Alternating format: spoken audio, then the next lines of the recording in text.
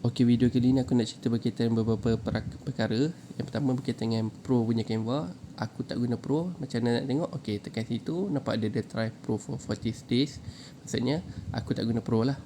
Okey, lepas tu berkaitan dengan kenapa tak boleh bahasa Melayu kan. Okey, kena tekan AI tu. Lepas tu kena tekan Code for me. Kena tekan yang itu yang paling penting lah. Aku ulang banyak kali lah dekat dalam aku punya video. Jangan tekan design for me ni. Bila tekan design for me, kita tak boleh tulis bahasa Melayu, dia tak faham. Okey, lepas tu tengok lah lagi tu berkaitan dengan macam mana nak publish dan sebagainya. Okey, aku ambil yang dah siap ni, version 1 ni yang dah siap sebelum ni. Tekan sini. Lepas tu kita akan use in a design atas arrow, tekan website. Okey, sebab aku kan guna bukan Pro, so kita tunggu dulu untuk dia settlekan. Okey, bahagian atas kanan tu upload, lepas tu tekan publish website.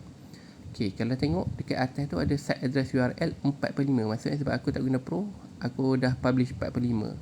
Kalau guna Pro, dia akan jadi unlimited lah, tukarkan tajuk dan sebagainya. Lepas tu kita publish sahaja. Okey, nampak macam ni.